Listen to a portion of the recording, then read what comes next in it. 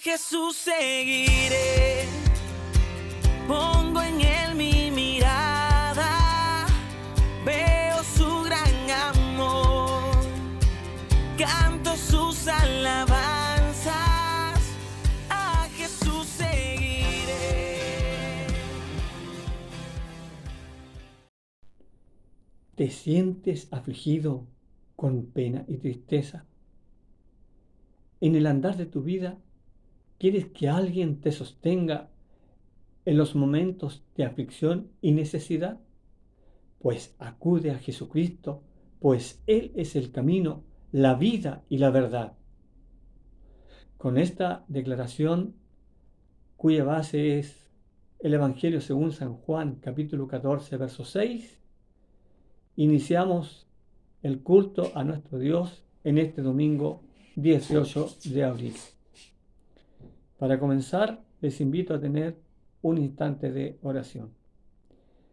Padre nuestro que estás en los cielos, vamos ante su presencia en esta hora para darle gracias, Señor, por este nuevo día de vida que vivimos en su nombre, para darle gracias también por el inicio de esta semana, cuando podemos dedicar un tiempo, Señor, para alabarle y para glorificarle.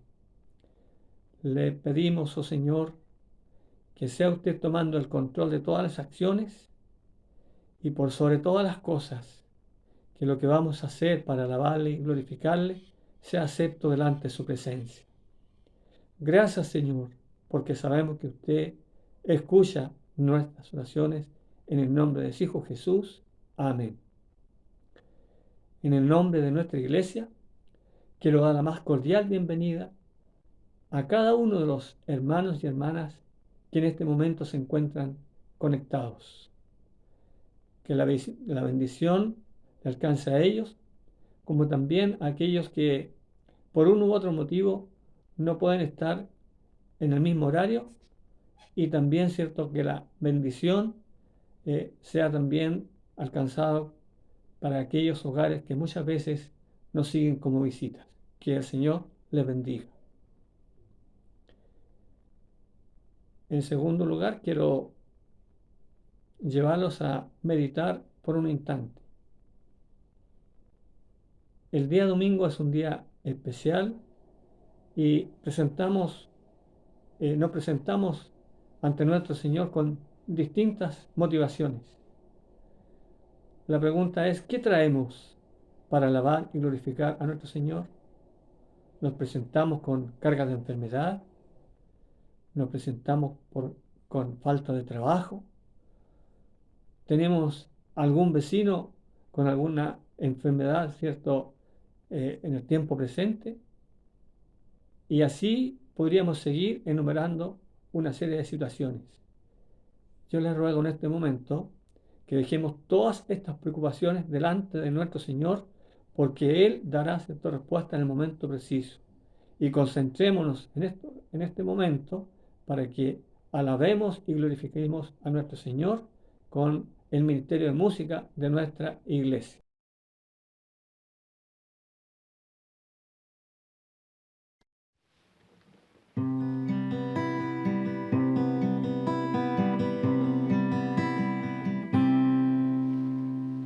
En reposo, en silencio sé que tú eres Señor.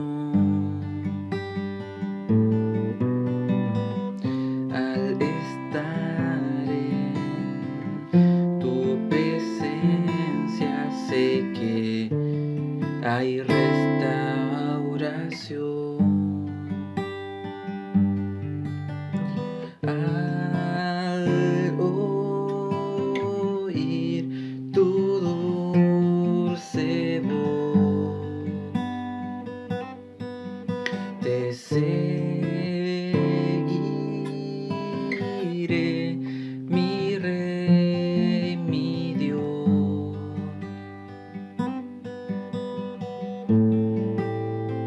No hay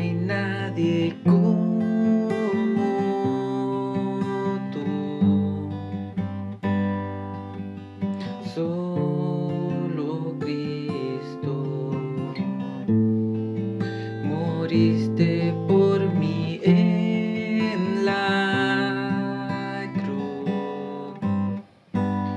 Viviré para alabar.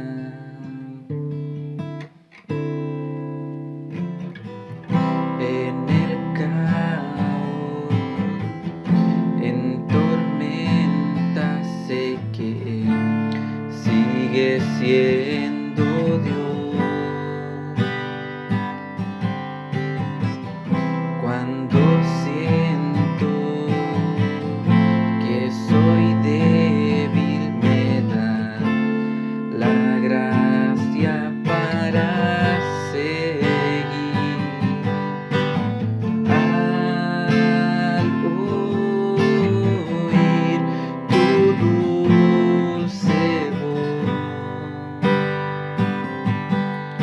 te seguiré, mi Rey, mi Dios.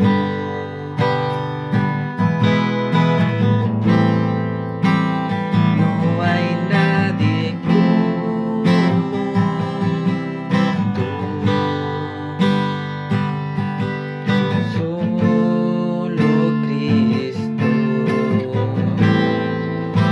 moriste por mí en la cruz. Viviré para alabar.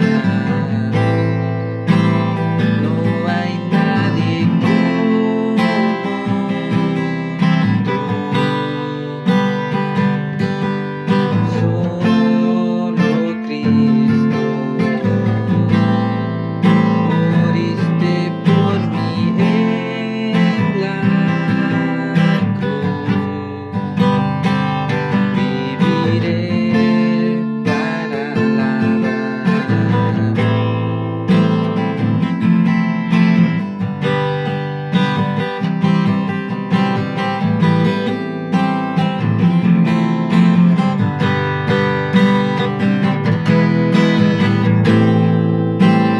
Mi deleite está en ti,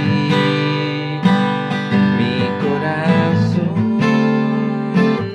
toda mi fe. Mi deleite está en ti, por siempre.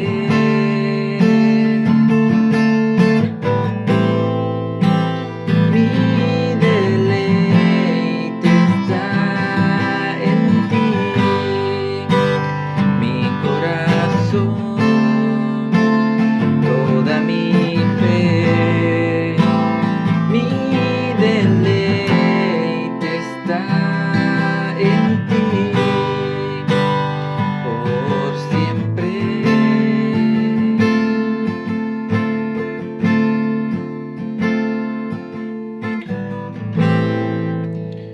No hay nadie como tú.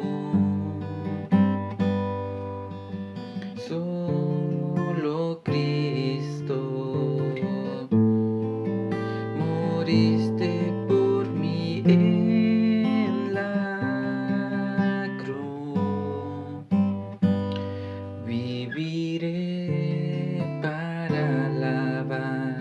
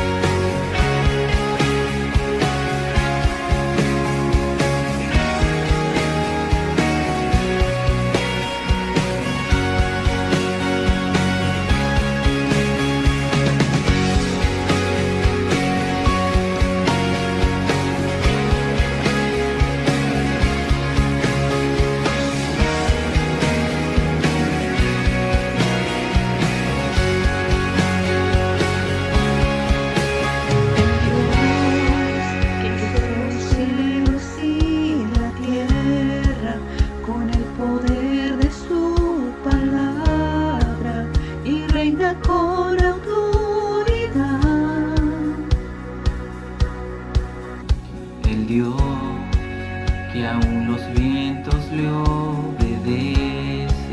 Una palabra es suficiente para los muertos levantar. Nadie es como Él, oh gran yo soy. Es el Dios que adoramos, todopoderoso y soberano, grande en misericordia y poder para salvar. Tú eres el Dios que adoramos, quien derrotó la muerte y el pecado, glorioso Redentor y Rey, te adoramos.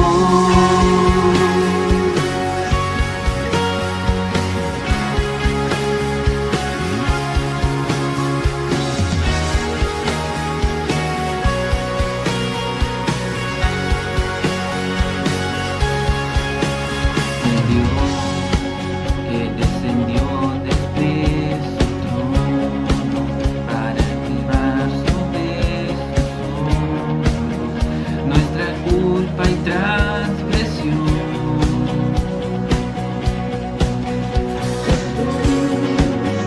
Exaltado sobre todo, nombre sobre todo nombre, solo en Él hay salvación.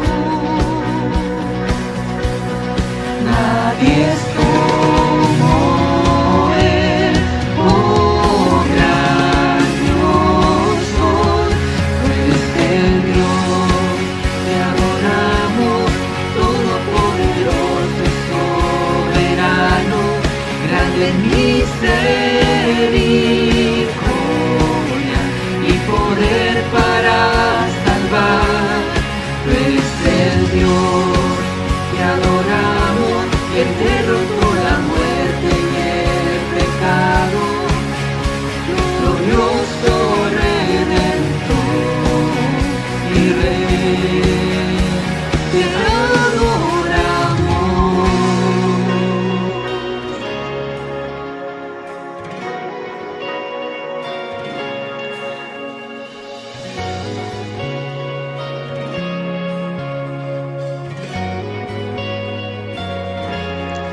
A Él sea la gloria y el poder, todo es de Él y para Él. A Él sea la gloria y el poder, todo es de Él y para Él. Tú eres el Dios que adoramos, todopoderoso y soberano, grande en misericordia y poder para salvar. Tú eres el Dios que adoramos, quien derrotó la muerte y el pecado, glorioso Redentor y Rey, te adoramos.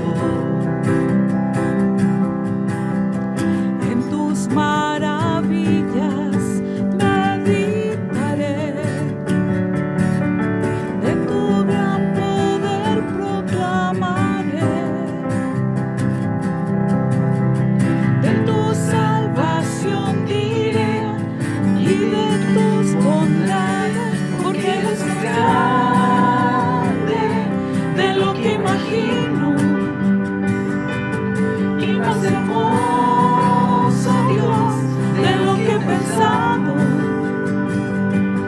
Oh, tú eres grande y digno de alabar. Las generaciones te cantarán tu misericordia alabarán. Cantaremos juntos del Salvador. Vino y del pecado nos libró. Llenas nuestras vidas, por siempre te alabaremos, porque eres más grande de lo que imagino y más hermoso, Dios, de lo que he pensado. Oh, tú eres grande y digno de alabar.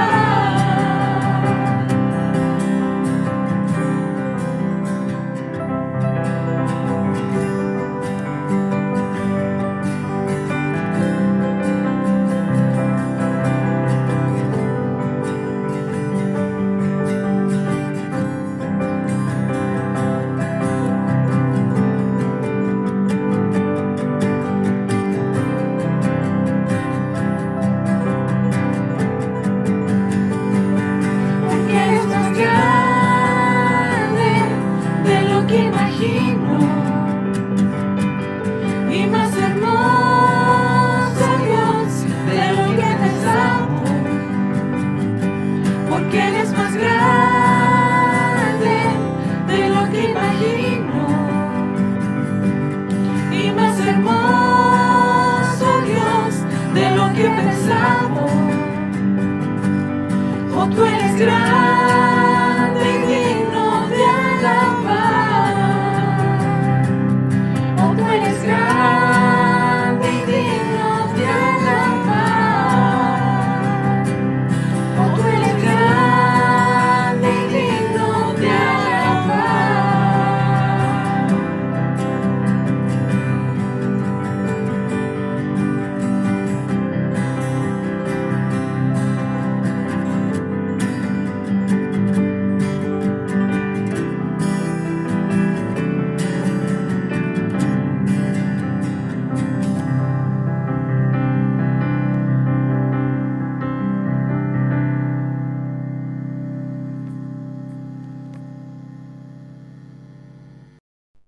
Bien, hermanos, ya hemos cantado y espero que ustedes también hayan cantado en sus hogares o en el lugar donde se encuentren.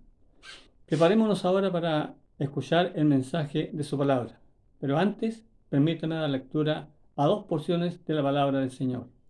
Una se encuentra en Isaías, capítulo 40, y dice, del verso 28 en adelante: ¿No has sabido, no has oído que el Dios eterno es Jehová, el cual creó los confines de la tierra?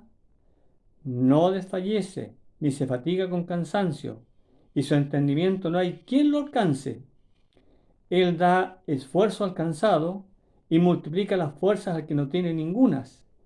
Los muchachos se fatigan y se cansan, los jóvenes flaquean y caen, pero los que esperan en Jehová tendrán nuevas fuerzas, levantarán alas como águilas, correrán y no se cansarán, caminarán y no se fatigarán. Y también Habacuc capítulo 3. Oh Jehová, he oído tu palabra y temí. Oh Jehová, aviva tu obra en medio de los tiempos. En medio de los tiempos, hazla conocer. Aunque la higuera no florezca, ni en las vides haya frutos, aunque falte el producto del olivo, y los labrados no den mantenimiento, y las ovejas sean quitadas de la majada, y no haya vacas en los corrales, con todo yo me alegraré en Jehová, y me gozaré en el Dios de mi salvación. Jehová el Señor es mi fortaleza, el cual hace mis pies como de ciervas, y en mis alturas me hace andar. Que podamos llegar junto, como dice el profeta Habacuc a este convencimiento de que aún en las circunstancias que estemos, tomados de la mano del Señor, siempre Él nos sostendrá. Escuchemos a continuación el mensaje de su palabra a través del pastor de nuestra congregación, Pastor Alejandro Zamorano.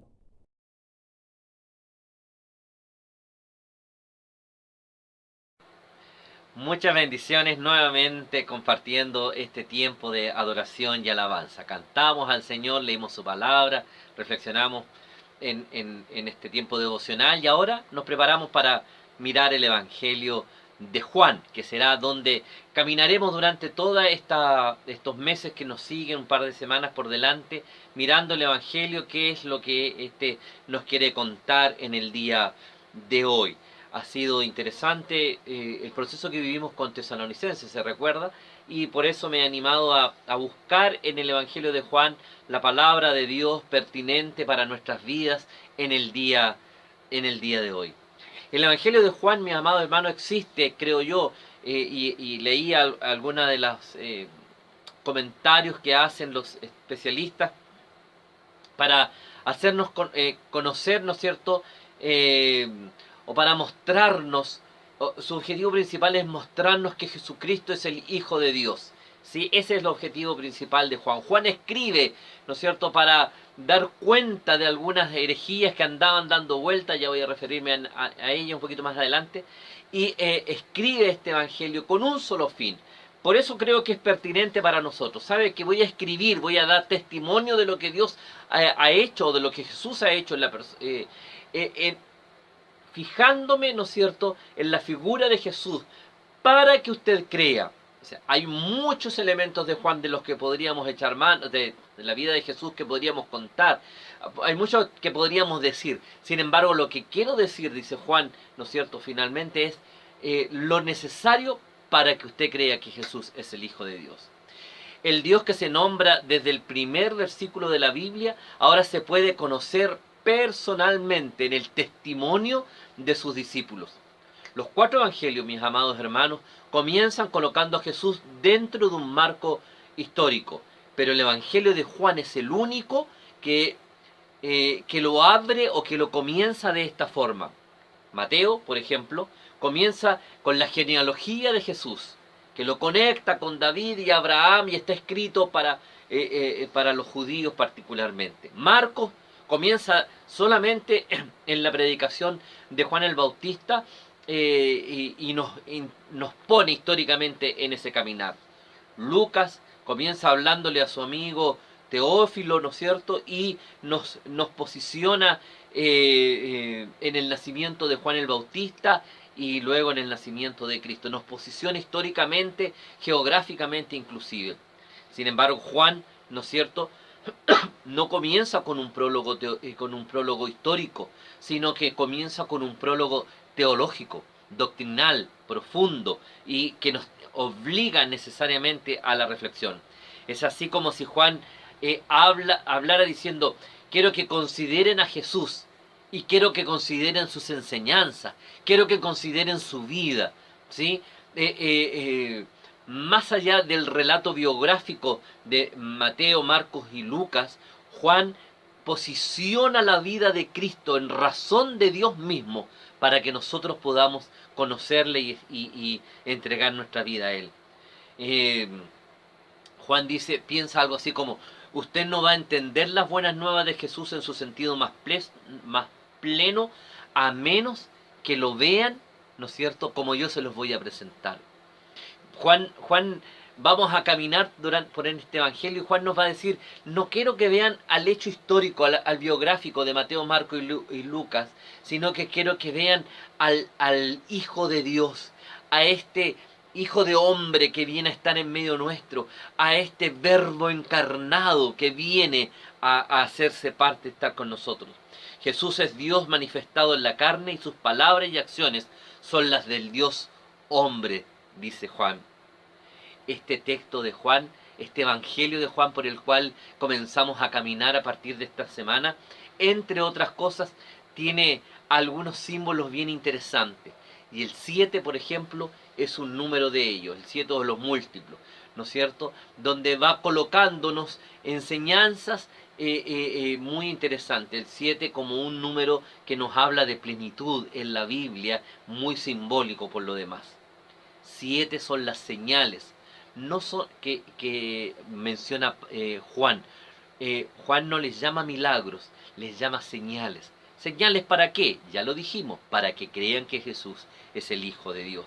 7 también son los títulos de nuestro Señor Jesucristo en este primer capítulo, solamente en el capítulo 1. Jesús es llamado el Verbo, la luz, el Cordero, el Hijo de Dios, el Cristo, el Rey de Israel y el Hijo del Hombre. En este primer capítulo se le mencionan estos 7 títulos tan importantes y relevantes que hablan de su persona.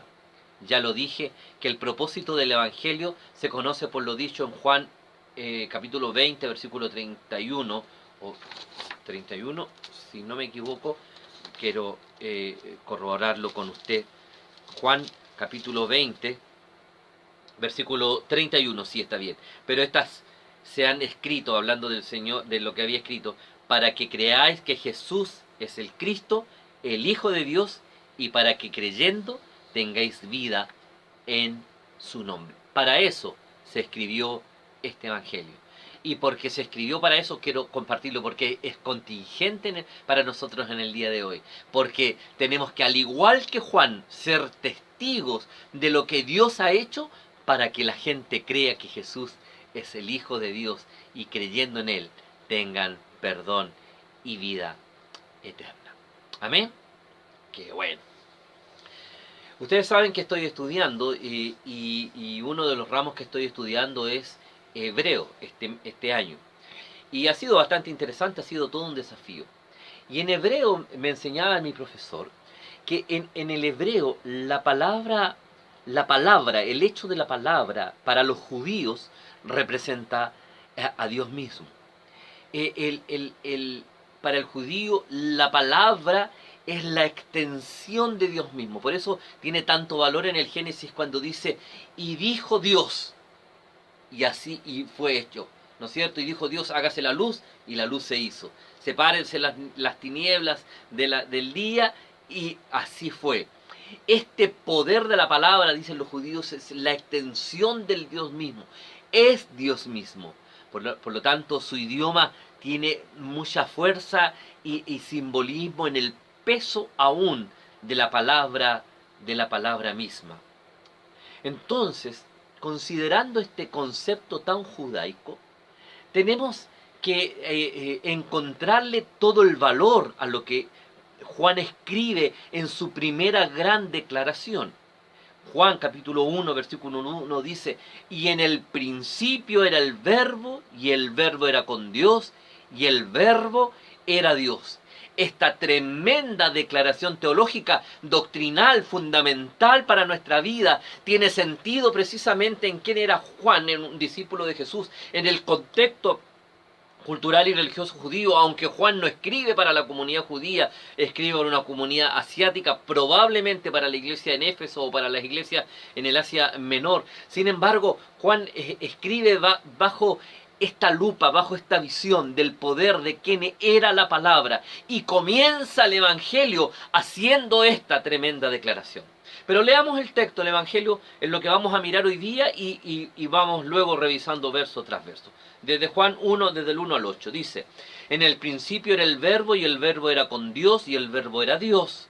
Este era en el principio con Dios.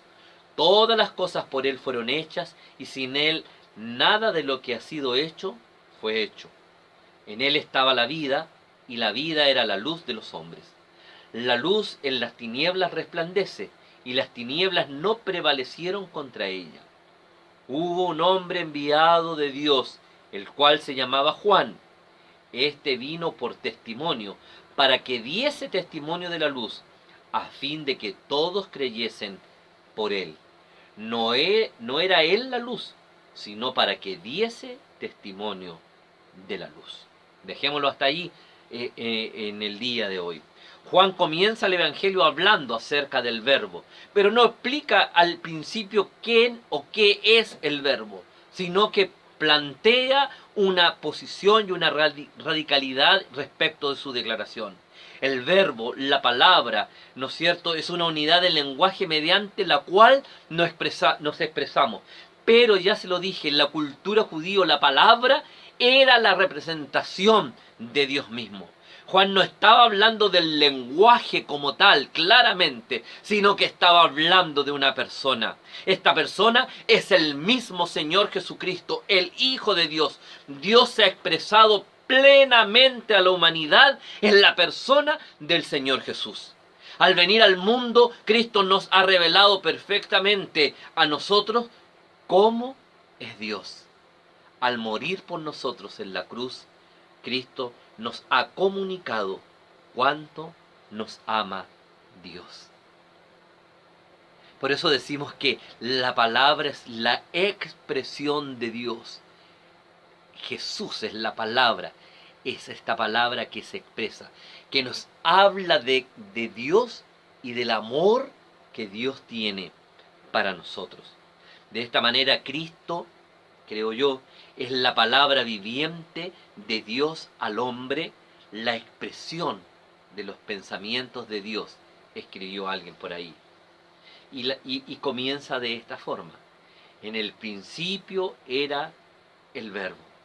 No tuvo un comienzo, sino que existía desde toda la eternidad, hasta allá donde puede ir la mente humana y aún mucho más, ¿no es cierto? El Señor Jesús estaba ya allí. Nunca fue creado, jamás tuvo principio, dice la palabra. Ese es nuestro Dios.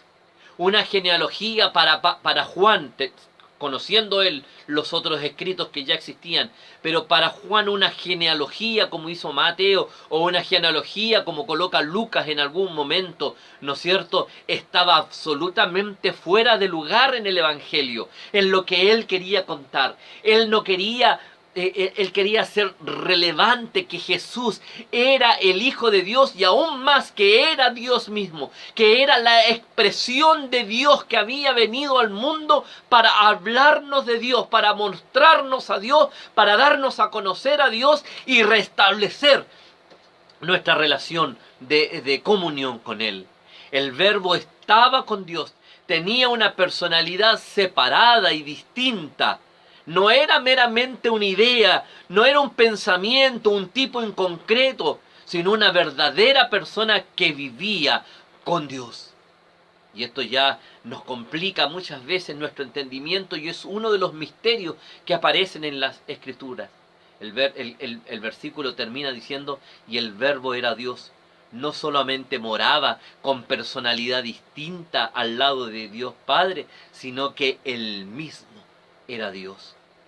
La Biblia nos enseña que hay un solo Dios, pero que hay tres personas en esta deidad maravillosa.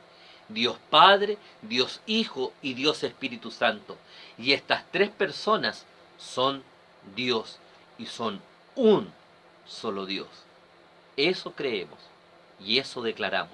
Y eso es lo que Juan estaba haciendo, compartiendo la esencia de sus convicciones más íntimas, en este caso con la gente, con la comunidad que iba a recibir esta carta. Versículo 2 dice, este era en el principio con Dios. Pareciera que fuera como una suerte de reiteración de lo mismo que ya estamos diciendo. Pero lo que está haciendo acá, o lo que está enmarcando o haciendo ver el texto, es que este Jesús estuvo desde el principio. Amados míos, está hablándonos que siempre ha sido, siempre es y siempre será. Los versículos 3 al 5, por lo menos, nos hablan un poquito acerca de esta relación de este Dios con la creación. Pareciera que Juan nos está colocando un contexto. No el contexto histórico que nos pusieron los otros tres evangelios, sino que este contexto macro, en este contexto universal, en este contexto creación. Y dice, en el principio estaba Dios, estaba Jesús, y estaba con Dios y era Dios mismo. Y pone este gran paraguas sobre el cual se sustenta todo. Luego va hablando en los versículos que vienen y dice, y ahora bajo este gran paraguas quiero hablarle. La creación sobre la cual nosotros vivimos también estaba en mano, dominio y poder de este Jesús. Juan continúa con esta introducción a la persona de Jesucristo, el verbo encarnado, ¿no es cierto?, con los versículos que le mencioné, cuando nos habla de su relación con la creación. El verbo no es un ser creado, sino que era Dios mismo creador. Todas las cosas por Él fueron hechas, y sin Él nada de lo que ha sido hecho fue hecho. En Él estaba la vida, y la vida era la luz de los hombres. La luz en las tinieblas resplandece, y las tinieblas no prevalecieron contra ella.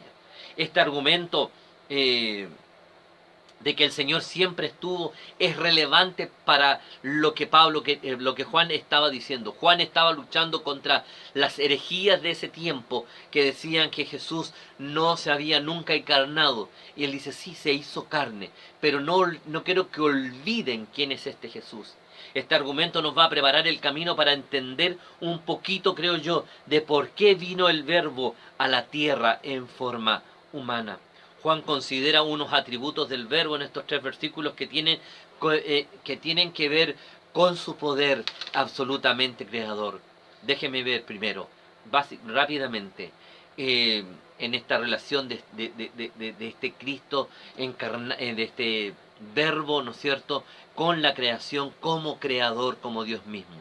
Y lo hace a través de esto. Primero el Padre creó, pero lo hizo por medio del Verbo. Es decir, no era posible, la creación no fue de otra manera, sino fue por el poder de la palabra. Y dijo Dios, y así fue hecho. Por medio de la palabra, por eso le decía al principio de la introducción, del poder, del sentido que tenía para los judíos la palabra, como la extensión o como la expresión de Dios mismo. Por eso Juan le dice, en el verso 3, todas las cosas por Él fueron hechas. Este Padre que crea, pero lo hace a través de la palabra. La frase todas las cosas nos indica que una totalidad de todo lo que forma, de todas las cosas que forman la singularidad del mundo en el que vivimos. La palabra traducida por medio significa por, a través de, ¿no es cierto?, para nosotros. Es a través de Jesucristo que el universo llegó a existir. Sin Jesucristo no hubiera podido existir. Dios es el Padre, es la fuente de la creación, mientras el Verbo Jesucristo es el agente de la creación, escribió un autor de manera tan extraordinaria. El mundo existe porque Dios mismo ha actuado por medio de su palabra. Los antiguos filósofos particularmente llegaron a la conclusión de que la materia era algo inerte y por lo tanto era algo malo. Pero Juan utiliza este mismo concepto, esta misma fórmula, ¿no es cierto?, para aclarar que Dios no solo estuvo presente y activo en la creación, sino que ninguna cosa creada existe si no fuera porque por este Dios creador, ni existe aparte de este Dios creador. No hay nada, ¿no es cierto?, que pueda existir aparte de Dios mismo. La creación es relevante para este Dios, ¿no es cierto?, que estaba desde antes y hasta el día de hoy. La creación de la vida por el Verbo, ¿no es cierto?, dice el poder que cree y sostiene la vida, el versículo 4. En él estaba la vida y la vida vino a ser luz de los hombres. No hay vida sin el Verbo. No hay vida para la creación, como tampoco hay vida para nuestras propias vidas sin el Verbo. Nunca nada fue creado, jamás tuvo principio si no hubiese sido por la palabra poderosa de nuestro Señor.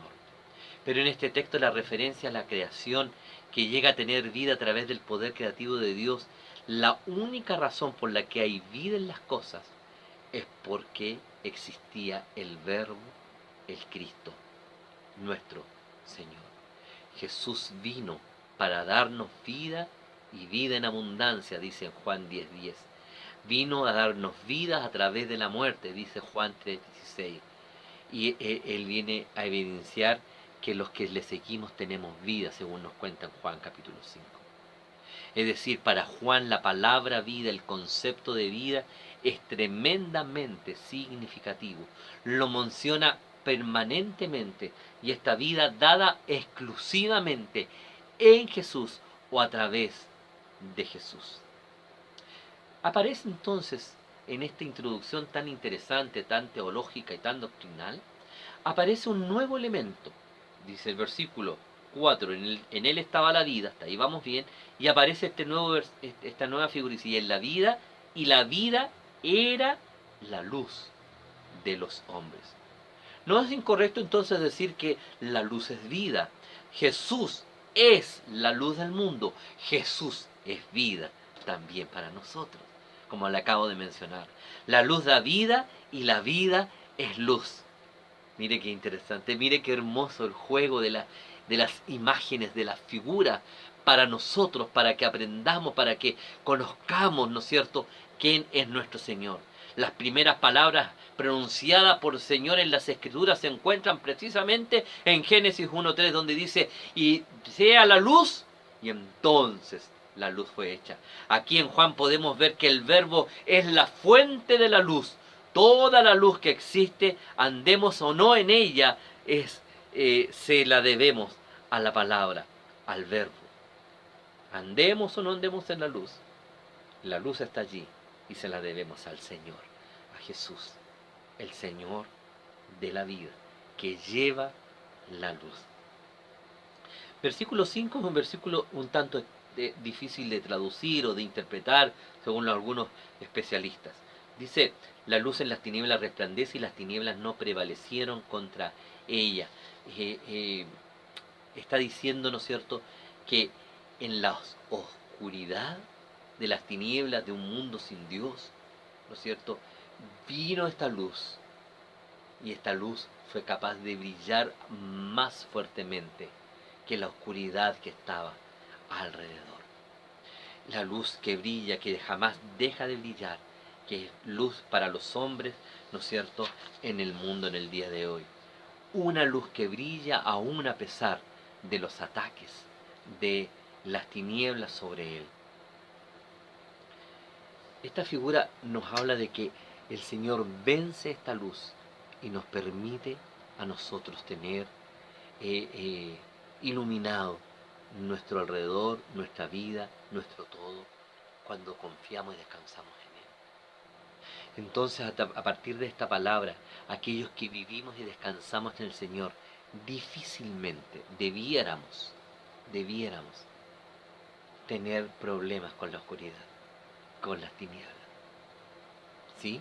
Porque la luz que es Cristo prevalece sobre las tinieblas, por más oscuras.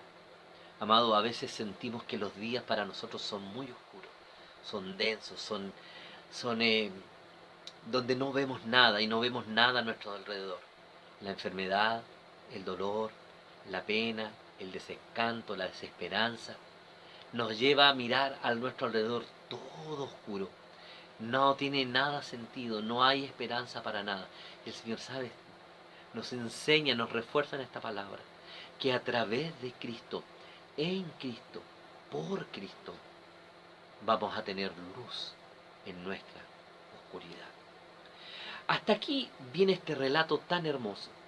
A partir del verso 6, ¿no es cierto?, y hasta el 8, Juan introduce entonces recién a un personaje.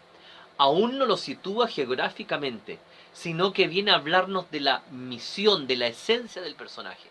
A Juan no le interesa todavía, aunque sí después lo pone cronológicamente. Mire, Juan es el evangelio que más datos cronológicos y geográficos nos entrega de los 4 evangelios. Es que más es el que dice, y pasados 2 días hicimos esto, y anduvimos 3 días para allá, y pasaron 5 días, y al otro día, y al anochecer, y a la mañana siguiente, en la fiesta tanto. Juan está lleno de esos detalles que nos ayudan a ubicarnos geográficamente y que nos ayudan a ubicarnos cronológicamente. Sin embargo, en este momento, cuando introduce a Juan, después de esta tremenda, que cada verso de estos da para una predicación, incluso para un estudio bíblico, pero que hoy día lo hemos mencionado muy rápidamente. Cada uno de estos elementos nos sitúa para ahora introducir un elemento relevante. Recuerde, Juan tiene algo en mente, que la gente conozca que Jesús es el Hijo de Dios. No se lo olvide, con esa función está escribiendo. Y introduce entonces a Juan, el Bautista, y lo introduce de manera singular y me parece a mí tremenda. Y es precisamente con esta aparición de Juan es que quiero dejar para ustedes la reflexión final para esta semana. Dice en el versículo 6, hubo un hombre enviado de Dios, el cual se llama Juan. Lo coloca, lo sitúa de inmediato, ¿sí? No dice ni hace nada más. Dios manda a alguien especial. Dice que era un hombre que había sido enviado, es decir, había habido alguien que Dios preparó, ¿no es cierto? No era parte desde el principio del tiempo. Este es un ser creado que Dios prepara, ¿no es cierto?, en un momento determinado del tiempo para que cumpla una función. Enviado de Dios, comisionado, ¿no es cierto?, apostolado, si usted quiere usar la palabra más apropiada, por Dios, ¿no es cierto?, con una misión determinada, ¿sí? Este hombre fue enviado por Dios. No es igual a la luz, porque la luz siempre ha existido. Este comenzó a dar testimonio que había esta luz en medio suyo. Necesitamos observar la importancia de la misión de Juan en esta mañana, mis amados hermanos. No fue una misión humana, sino divina en su origen. Dios le dio su misión y su mensaje, tanto sus credenciales como sus instrucciones, para que cumpliera una labor específica de parte de Dios. Juan, mi amado hermano, fíjese bien, a diferencia de muchos otros y aún de grandes personajes del día de hoy, Juan no realizó ningún milagro, tampoco encontramos que tuvo visiones ni revelaciones, pero su vida y su doctrina casta y pura, junto con una tendencia directa de ambos de reformar al mundo y avivar el interés del reino de Dios entre los hombres, son indicaciones fuertes de que fue enviado por Dios, dice Matthew Henry en el comentario de este versículo. Juan no realiza ni un milagro y tampoco encontramos que tuvo ninguna visión o revelación. El texto no lo menciona como lo hace, por ejemplo, con los profetas, pero su vida y su doctrina, ¿no es cierto?, nos permiten comprender la relevancia de su mensaje y de su quehacer. Fíjese en los versículos aquí, permítame avanzar. El versículo 17, y este vino por testimonio para que diese testimonio de la luz, a fin de que todos creyésemos por él. Vino, no era él la luz, sino para que diese testimonio de la luz. Este era Juan, un hombre enviado por Dios. ¿Por qué? ¿Por qué en el día de hoy hay tan pocos resultados en cuanto al Evangelio, o a la predicación del Evangelio, al testimonio del Evangelio? ¿Por qué nos cuesta tanto?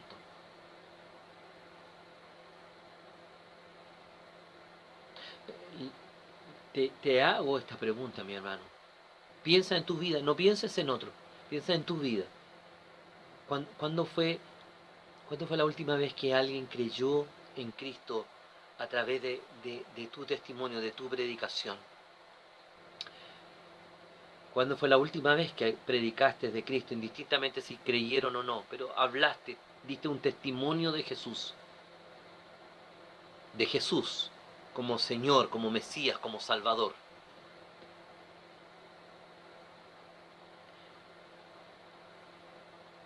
La vida de Juan era la vida de un enviado por Dios.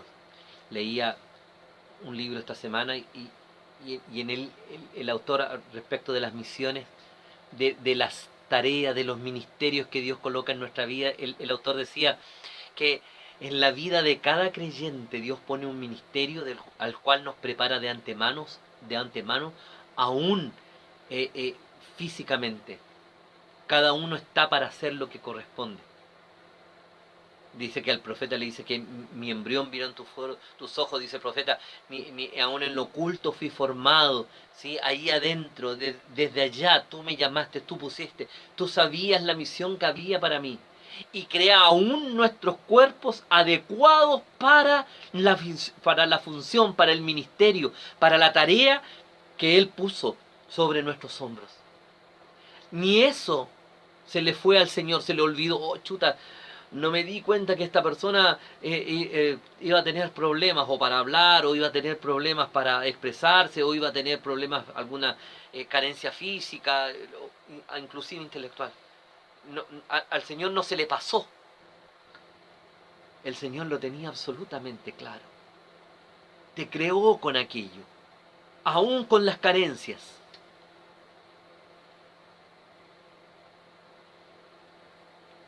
Y en esa condición, tal cual tú eres, Dios te entregó un ministerio. Dios nos entregó a todos una misión.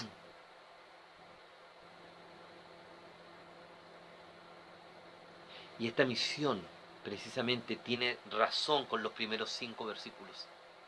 Hablar de Cristo, del Hijo de Dios, que era desde el principio creador de todo, por quien todo fue creado, que es vida y que es luz para los hombres en el día de hoy.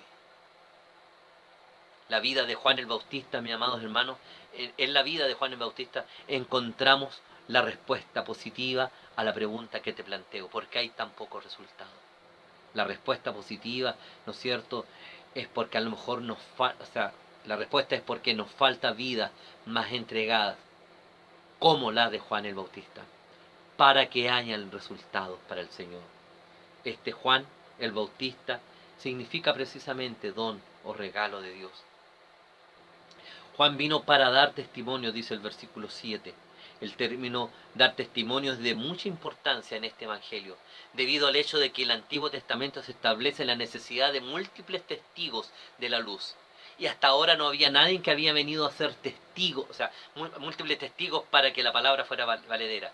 Y hasta ahora no había nadie que daba testimonio de Dios ni de esta luz que venía para estar con nosotros. Hasta que Juan el Bautista vino, se encuentra con el Redentor.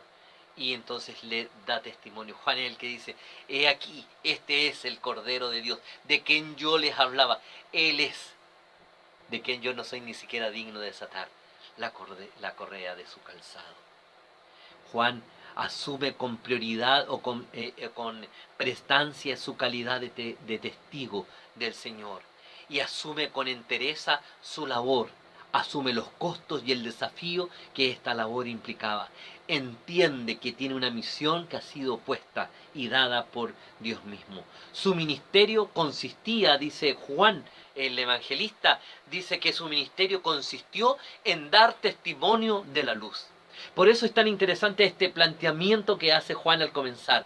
Juan comienza el evangelio diciendo: ¿sabes qué? En el principio era el verbo y el verbo era Dios. Dios es Jesús en la persona de Cristo. El verbo mismo se encarna para estar, pero sigue siendo Dios.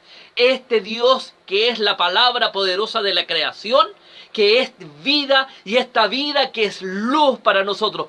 Toda una serie de figuras para poder llegar hasta nuestras vidas. Y dice: pero hay uno que ha sido puesto para que dé testimonio de este que es la luz. Él no es la luz, sino que vino para dar testimonio de la luz. Vino para contar que en esta luz hay vida, y en esta vida hay vida eterna, vida abundante en Jesucristo nuestro Señor, que restablece nuestra comunión con Dios. Su ministerio consistió en dar testimonio. Juan el Bautista fue enviado a beneficio del pueblo para apuntar a Jesús como la única verdad, y también como expositor del Dios Padre, como el que habla de quién es el Padre. El pueblo se encuentra tan metido en el pecado y la oscuridad que precisa a alguien decirle quién es la luz. Tal cual, mi amado hermano, en el día de hoy, el pueblo, la vida, la comunidad, la sociedad está tan inmersa en su pecado que necesita que se levante la voz de quienes decimos, ¿no es cierto?, quienes conocemos quién es la luz. Y es poner a hablar de quién es Dios, ¿no es cierto? Este Jesús, ¿no es cierto? Que se encarnó, que se hizo hombre y que estuvo en medio nuestro. La meta de Juan fue que todos los creyentes en Cristo que todos pudieran ser creyentes en Cristo, ¿no es cierto? Día tras día estuvo la luz entre el pueblo de Israel y el pueblo no le conoció. Y vamos a mirarlo en las semanas siguientes. Su propósito del evangelista fue convencer, ¿no es cierto?, o de dar a conocer esta verdad. El propósito de Juan el Bautista es exactamente el mismo: dar a conocer quién era Jesús, quién era el Señor y la luz que significaba en los caminos de oscuridad en que vivía la comunidad en esos años y en ese tiempo. Dios define en forma definitiva el lugar de Juan el Bautista en medio de su plan divino, como también, mi amado hermano, ha definido tu lugar y el mío en medio de las comunidades en las que nos encontramos. No era la luz del mundo, sino que venía a dar testimonio de la luz, así como tú y yo no somos la luz, pero tenemos el deber, la misión y el compromiso de parte de Dios de ser la luz en el día de hoy. Dice, hubo un hombre enviado por Dios para hablar y para dar testimonio de la luz en medio de la oscuridad del día de hoy. Amado hermano, al comenzar el Evangelio de Juan y al revisar la lectura que vamos a hacer pastoral de este Evangelio día y domingo tras domingo, quiero resaltar en esta hora la figura de Juan como un testigo del mensaje principal que hilvana todas las palabras del evangelista. El mensaje principal es que Jesús es el Señor. El mensaje principal es que Jesús es Dios mismo. El mensaje principal es que Jesús es el Salvador y el Redentor, el que quita el pecado del mundo. El mensaje principal es que en Jesús hay salvación, perdón y vida eterna. Ese es el mensaje que tiene el Evangelio, pero nosotros, tú y yo, al igual que el Bautista hace ya más de 2000 años atrás, estamos siendo invitados, estamos siendo comisionados, estamos siendo encomendados por Dios, ¿no es cierto?, enviados por el Señor para dar testimonio. Me parece tan relevante esta aparición en el relato de Juan. Juan estaba hablando tan profundamente de quién era el Señor y va a seguir hablándonos hasta el versículo 18 al menos de esta figura tan poderosa de este Jesús que se encarnaba, que era Dios mismo, y coloca en medio de este relato a Juan el Bautista para recordarnos la obligación, el desafío que tenemos de hablar, de compartir el Evangelio. Juan sigue siendo uno que daba testimonio de la luz. Había algunos que vieron el testimonio de Juan el Bautista y no buscaban más allá de su propio testimonio, ¿no es cierto? No, se quedaron con aquello. ¿Te acuerdas cuando en Hechos nos habla que Pablo llega hasta Éfeso y dicen... ustedes han sido bautizados, no, fuimos bautizados con el Evangelio de Juan, con el bautismo de Juan el Bautista. Nos quedamos con la mitad de la información. Y Pablo le dice, no, pues se quedaron con la mitad. Y la mitad que no les sirve, porque la que sirve de verdad es poner la vida en las manos de Jesús. No tenemos que quedarnos en el mensajero. Tenemos que, mire, escuché a alguien decir una vez, cuando después de una predicación o después de un mensaje, de un consejo, ¿no es cierto?, en razón de la palabra, más se acuerdan de nuestra figura que de Dios mismo. Entonces fuimos nosotros quienes hablamos. Cuando se olvidan de nosotros, pero queda grabado en el corazón, en la palabra de Dios la persona, entonces el Señor habló al corazón de las personas. A veces estamos más preocupados de nuestra condición como predicadores o a lo mejor del Evangelio, y no estoy hablando de hablar detrás de un púlpito, estoy hablando de la predicación cotidiana, con tu vida, con tu experiencia, con tu testimonio, con tus palabras, con todo lo que implica la predicación del Evangelio, no solamente con una predicación formal detrás de un púlpito. Entonces tenemos que preocuparnos que en la retina de la gente, más que nuestras caras, rostros, formas y maneras de ser como personas, quede grabado el mensaje de Dios mismo para salvación. Por eso Pablo le dice a los hermanos en Éfeso, oiga, ¿con qué bautismo fueron bautizados? Con el bautismo de Juan el Bautista. Dice, ya, pero no sirve, necesitan algo más. No es suficiente quedarse con la figura del mensajero. Necesita quedarse con el mensaje que de verdad importaba. El evangelista habla de forma muy honorable de Juan el Bautista, pero distingue entre lo que significa dar testimonio y ser la luz que era Jesús. Y pone claridad, amado hermano, y hago una invitación a ti en este momento, para que no te quedes con la mitad del mensaje, no te quedes con no te conformes con conocer de la luz, sino que asumas tu rol de enviado, de comisionado, para dar testimonio de esta luz. Nos enseña el Evangelio a no tener un concepto exagerado de los mensajeros del Evangelio, sino que ecuánime respecto de que son sencillamente enviados por Dios como tú y como yo.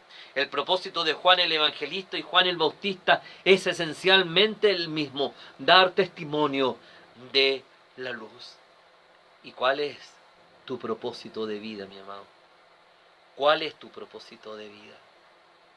Terminamos los tiempos de celebración de Semana Santa. Nos aproximamos al tiempo de Pentecostés, a estos 50 días posteriores a la resurrección de Cristo, que nos hablan de la venida del Espíritu Santo. Y vamos a vivir seguramente esa experiencia maravillosa en la vida de la iglesia. Pero no podemos vivir de los eventos, como tampoco pudimos vivir de las actividades, porque se nos terminaron y pareciera que no quedamos con nada. Tenemos que vivir, ¿no es cierto?, con un propósito profundo en nuestra vida. ¿Y cuál es el verdadero propósito en la vida de un seguidor de Jesús? Pues dar testimonio de la luz. Si ese no es tu propósito de vida, deberás preguntarte: Señor, ¿qué está pasando en mi vida? ¿Sí? Recuerda que tenemos un compromiso, o debiéramos tener un propósito de vida cruciforme, ¿sí? Cruciforme, en la forma de cruz. Para con Dios, eso es la santidad, y para con los hombres, como propósito de vida de cada día. ¿A qué te levantas cada día? ¿A qué te levantas? El propósito de tu vida era levantarme, me levanto para honrar, para buscar el rostro de Dios y para dar testimonio de la luz. Como padre, como esposo, como esposa, como hijo, como hija, como universitario, como estudiante, como trabajador, como dueña de casa, como dueño de casa, como vecino en tu comunidad. No te estoy hablando de la acción diaria, te estoy hablando de tu propósito de vida, de lo que mueve tu vida. Y el Evangelio de Juan nos enseña desde esta primera parte, y es lo que vamos a mirar en todo el Evangelio, que el propósito de vida de un hijo de Dios debe y tiene que ser dar testimonio de la luz. Sigue siendo la principal tarea de los creyentes hoy por hoy, no ganar mucho para sí o lograr tener buenos nombres, sino dar testimonio de que Jesús es la luz del mundo. Te desafío, te invito, te lo ruego, revisa tu vida, que esta mañana puedas hacer un alto y revisar tu vida y le digas: Señor, yo quisiera que el propósito de mi vida sea el que tu palabra me enseña. Mi propósito sea buscar tu rostro día a día, cada día más de cerca, y dar testimonio de quién eres tú en mi propia vida. Un abrazo fraterno, una linda semana para cada uno, y que le invito a que siga leyendo el Evangelio de Juan, y que juntos vayamos buscando qué es lo que esta palabra nos enseña y nos desafía día tras día. Quédate con este pensamiento, por favor, en tu mente y en tu corazón. ¿A qué te levantas cada mañana? ¿Cuál es el propósito de tu vida? ¿Cuál es el propósito de tu vida? Y te invito para que pongas como propósito principal de tu vida, tal como ya te lo he dicho, buscar el rostro de Dios con más fuerzas y dar testimonio de la luz. Un abrazo fraterno. Que el Señor te acompañe. Linda semana para cada uno. Amén.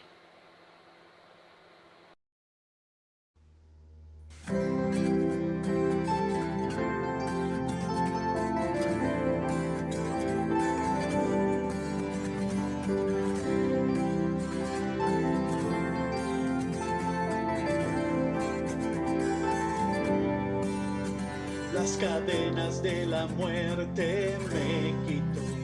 Para mí ya no hay condenación, hay libertad,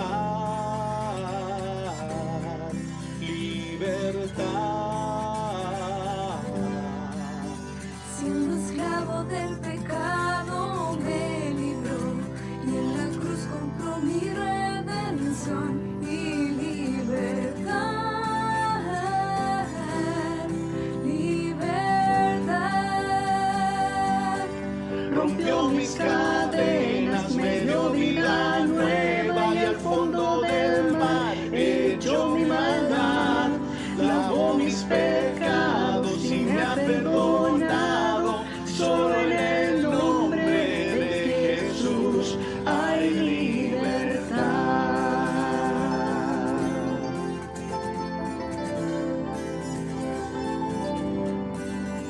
Yo proclamo que en la cruz por mí murió y cambió mi duro corazón por libertad, libertad. El poder de su evangelio me salvó y no me avergüenzo del Señor, mi libertad, libertad. Rompió mis cadenas, me dio vida nueva y al fondo del mar echó mi maldad. Lavó mis pecados y me ha perdonado. Solo en el nombre de Jesús hay libertad.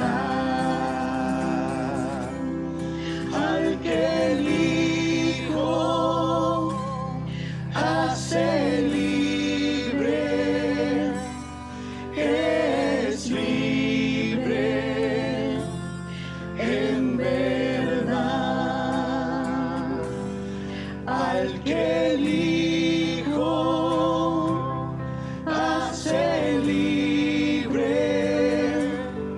es libre en verdad. Al que el Hijo hace libre, es libre en verdad. Al que el Hijo hace libre, es libre en verdad. Rompió mis cadenas, me dio vida nueva y al fondo del mar echó mi maldad. Lavó mis pecados y me ha perdonado. Solo en el nombre de Jesús. Rompió mis cadenas, me dio vida nueva y al fondo del mar echó mi maldad. Lavó mis pecados y me ha perdonado. Solo en el nombre de Jesús hay libertad.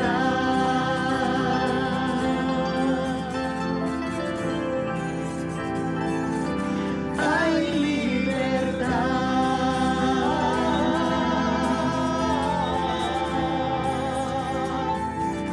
Hay libertad.